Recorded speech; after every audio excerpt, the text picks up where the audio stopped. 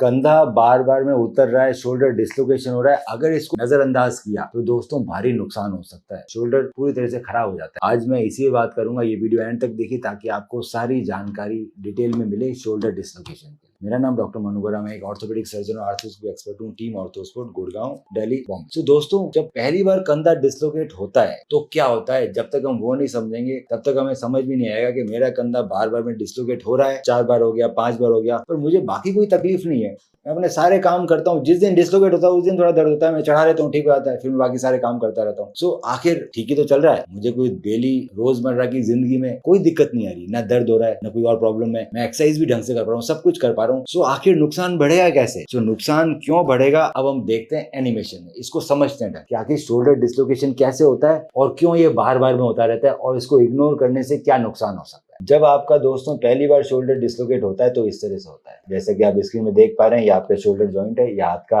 हड्डी है, humerus glenoid है जहाँ आर्टिकुलेट कर रहा है। जब ये पहली बार डिस्लोकेट हुआ तो ये आपको ये चारों तरफ सफेद रंग का दिखाई दे रहा है, ये लेब्रम, ये लेब्रम पहाड़ जैसा स्ट्रक्चर होता है जो ग्लिनोइड का रंग होता है, ये आपके शोल्डर को निकलने से बचाता है डिस्लोकेशन से। जब पहली बार डिस्लोकेट हुआ दोस्तों आपका हाथ इस तरह से ये डिस्लोकेट हुआ तो हमारा लेब्रम फट गया, ये मेरा लेब्रम फट गया। अब लेब्रम फट गया इसका मतलब ये है कि अब ये बार बार में डिस्लोकेट होता रहेगा क्योंकि ये पहाड़ चला गया, ये जो प्रोटेक्शन था जो इसको निकलने से बचाता था वो चला गया। अब ये दोस्तों जितनी बार ज्यादा बार डिस्लोकेट होगा उतना एक तो ज्यादा लेब्रम फटेगा, साथ साथ में लेब्रम के साथ साथ और क्या चीज फटेगी, और चीज फटेगी या और चीज टूटेगी, आपकी बोन, क्योंकि कार्टिलेज के बाद अब बोन है। तो जितनी बार ज्यादा डिस्लोकेट होगा उतनी बार दोस्तों आपकी बोन टूटने लगेगी। अब ये बोन अगर 15-20% तक टूट गई, जैसे ये 100% है, इसका 15-20% टूट गई तो सर्जरी अलग तरह की होती है। फिर बोन ब्लॉक लेटार्जिक प्रोसीजर करना पड़ता है, जो बड़ी सर्जरी है उसमें हाथ के रेस्ट्रिक्शन भी आ जाते हैं। तो अगर आप ज्यादा वेट करोगे तो सर्जरी बड़ी हो जाएगी, क्योंकि डिस्लोकेशन तो रुकेगा नहीं, बार बार में होता रहेगा। दूसरा, कई बार ये इतना ढीला आता है शोल्डर के आदमी का ना सोते सोते निकल जाता है।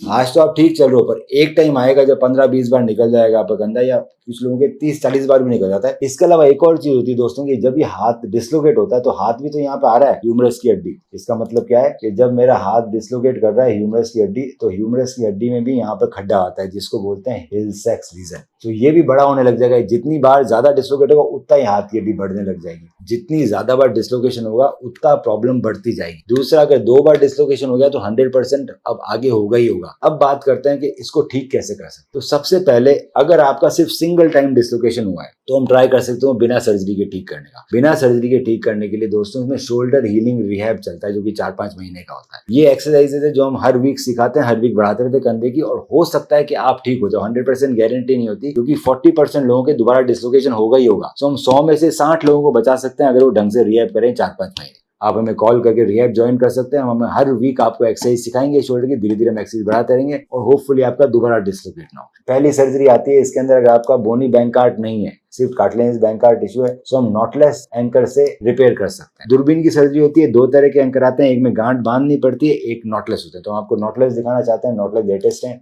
इसके अंदर सपोज ये लेब्रम फटा हुआ है, तो हम नॉटलेस एंकर डालते हैं, इसके अंदर छोटे से छेद से दूरबीन सर्जरी हो रही है, छोटा सा एंकर गया, इसमें जो धागे निकल रहे हैं उन धागों को मैंने लेब्रम के अराउंड ले लिया। अब इसमें गांठ अंदर ही लग जाती है, नॉटलेस है, टेंशनेबल नॉटलेस रिपेयर। सो अंदर ही गांठ लग जाती है, बाहर गांठ लगाने की जरूरत नहीं है। दूसरा, हम सीक्वेंशियल टेंशनिंग कर सकते हैं, एक एक करके टाइट कर सकते हैं। तो ये एडवांस सर्जरीज हैं, एंकर अच्छे होंगे तो रिजल्ट अच्छे आएंगे। ये सर्जरी होने के बाद ये दूरबीन से सर्जरी होती है, चीरा नहीं लगता, खून नहीं निकलता, निशान नहीं पड़ता। 3 सप्ताह हाथ बंधा रहेगा, फिर धीरे धीरे एक्सरसाइज करेंगे, हाथ उठने लग जाएगा 1-1.5 महीने में। इसमें दोस्तों 6 महीने तक एक्सरसाइज चलेगी, हम आपको हर वीक कॉल करेंगे, हर वीक एक्सरसाइज सिखाएंगे, लंबे समय तक चलता है, 6 महीने चलता है। अगर आपने 6 महीने तक एक्सरसाइज गाइडेंस में नहीं की, एक स्पोर्ट्स रिहैब के अंडर में, तो आपने कहीं ना कहीं मिस की है चीजें, आपको नुकसान हो सकता है। दूसरा, जो हिल सैक्स लीजन है उसके लिए रैम्प्लिसाज प्रोसीजर क्या आता है, उसके लिए पीछे वाली मांसपेशियां बढ़ जाता है। कोई भी आपको इसमें और सवाल पूछना है तो आप हमें संपर्क कर सकते हैं और हम उसकी डिटेल में स्टडी करके बताएंगे सबसे सही इलाज क्या है आपके लिए। अगले दिन हम आपका ऑपरेशन कर देंगे। इन्होंने मेरा अगले दिन फ्राइडे को ऑपरेशन कर दिया